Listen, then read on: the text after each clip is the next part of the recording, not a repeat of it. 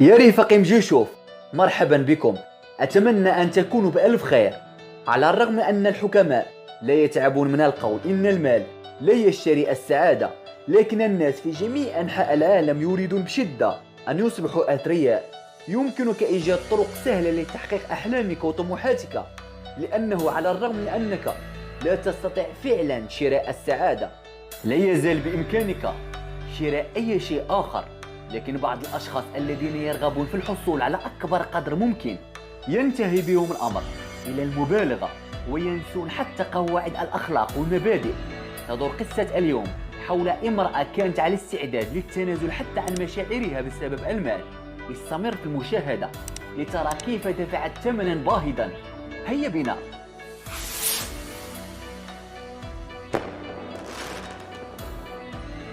وكما يعلم الجميع، من الصعب الاعتراف بتجربة الحياة المريرة، وهذا هو السبب في أننا سنستبدل أسماء الأبطال الذي سنطلق عليهم اسم الفتاة سمر، وسيكون اسم الصبي كمال.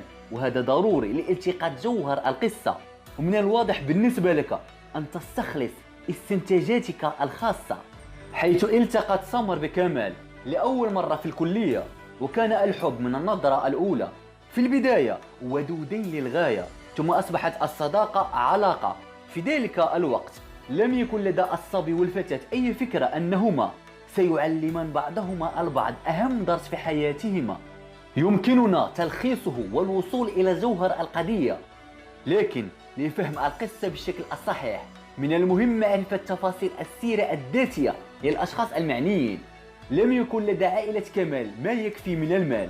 الأب والأم كانوا أشخاصا عاديين ويعملون بجد، ولم يكن أي فرد من أفراد الأسرة يحتاج مساعدة الآخرين. ولكن من غير الممكن التباهي بالرفاهية، كان على كمال أن يعمل بجد للالتحاق بكلية جيدة. أمضى أياما كاملة في الدراسة، لأنه كان يعلم ذلك من قبل. لن يتمكن والديه من دفع تكاليف دراسته في مؤسسة باهظة الثمن، لذلك كان من الضروري الدراسة الجادة وبناء مستقبله ليس بالمال، ولكن بالعمل الجاد والذكاء. كانت عائلة سمر على العكس تماما. كان والدا الفتاة من عائلة ثرية، ومن خلال مضاعفة ثروتهما وفروا للفتاة حياة جميلة مليئة بوسائل الراحة منذ الطفولة.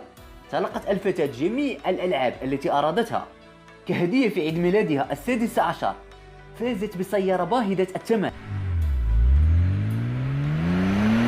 عندما حان وقت الذهاب إلى الكلية، تولى الآباء على الفور مسؤولية دفع جميع التكاليف اللازمة، كل هذا بغض النظر عن متوسط درجات سمر. وكان بفضل هذه الظروف التي جعلت الشابين يتعرفون على بعضهم البعض على الرغم من أصولهم المختلفة. وكان الأمر كما لو أن لا شيء يمنعهم من الحب وقضاء الوقت معا. ولكن للحصول على استقرار مماثل لاستقرار سمر، كمال بالإضافة إلى الدراسة كان يحتاج أيضا إلى العمل، كما كان يفعل ذلك منذ أن كان مراهقا. فقد اعتاد على كل شيء، وكل العائلة يعرفون ذلك. عندما قرر كمال أخيرا طلب الزواج من سمر، عمل بجد لشراء خاتم.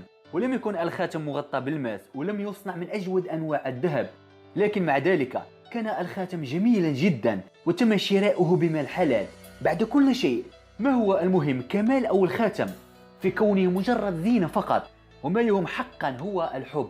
لكن لم يكن يعلم من قبل كم كان مخطئا. انتهى بالرجل بسماع الحقيقة المؤلمة. كإجابة على أهم سؤال، اتضح أن سمر ليس لديها خطط جادة معه، حتى أنها لم تفكر قط في الزواج منه. كل هذا لأنه لن يكون قادرا على منحها مستوى المعيشة التي تعيش فيها والتي اعتادت عليها، وأنها تعني أنه كان فقيرا جدا بالنسبة لها. الاثنين قرروا نهاية العلاقة رغم صعوبتها.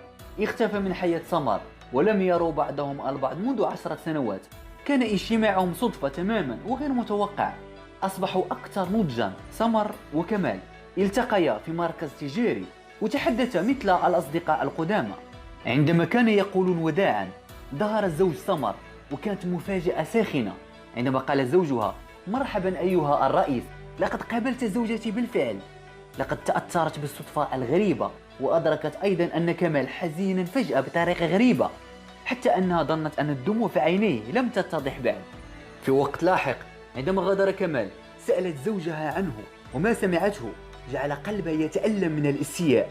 نعم يا رفاق، إن كمال هو مدير الشركة التي يعمل فيها الزوج سمر، الرجل لديه عقود بملايين الدولارات ويعيش في قصر ويقود سيارة فاخرة.